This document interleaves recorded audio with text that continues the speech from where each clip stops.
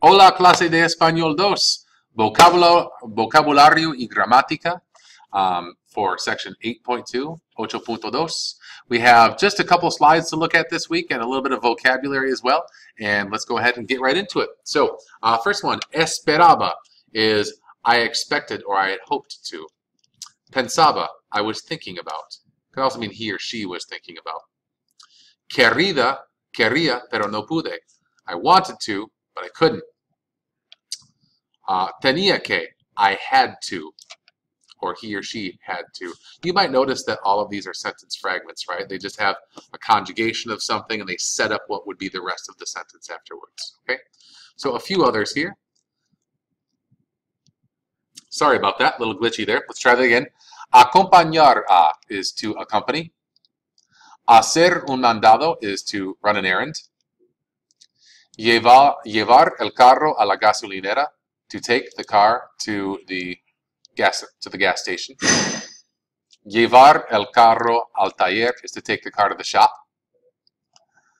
Pasar por el banco is to go to the bank. Pasar por el correo is to go to the post office.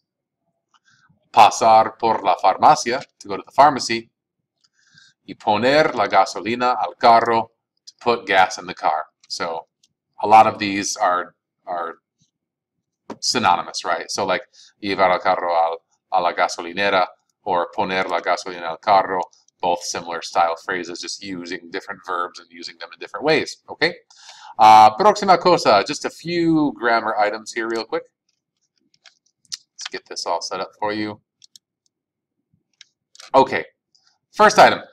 This is just a purely grammatical concept, prepositions. Some verbs are followed by prepositions. Now, a preposition is any sort of short word or phrase that always complements a verb afterwards. Like, for instance, if you're using the near future tense, you'll always use ir plus a plus infinitive. That preposition would be a, okay? In some of our previous vocab that we already looked at, pasar por, okay? So por is considered the preposition for that. So there's a few of those, like tener plus que plus infinitive. Sorry about that, more glitches. Anyways, an example of that, Norma no asistió a la reunión porque tenía que pasar por la tienda. So here are two examples of prepositions in action, okay? Norma attended the reunion or the meeting because she had to, or she couldn't attend the meeting because she had to go to the store or pass by the store. So a and por are examples of prepositions in that situation, okay? Another thing, we've been working with imperfect tenses a little bit, or the abas and the ias.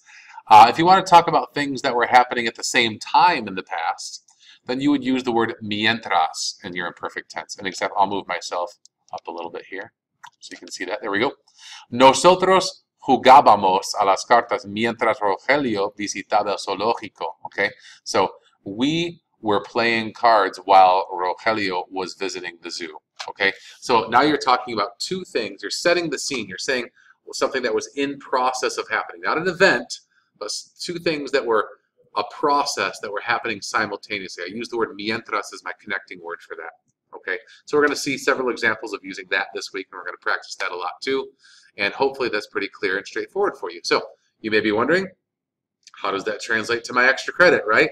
So for this, I would like you to please, again, just write me 5 sentences, not sentences that you saw in the screencast, but 5 sentences in the imperfect tense talking about simultaneous actions, all right? So an example, don't use my example, but you could say, yo comía pizza mientras ella corría. Like I was eating pizza while she was running, or something like that, okay? So that's an example of using mientras as a simultaneous action and using the imperfect tense. Please write 5 sentences in Spanish and give them in English as well. Y eso es todo, and that is all. Hope that all is well understood from this. If you have questions, write them down, email me, or bring them into class. Hope all is well. Ciao, hasta luego, y adios.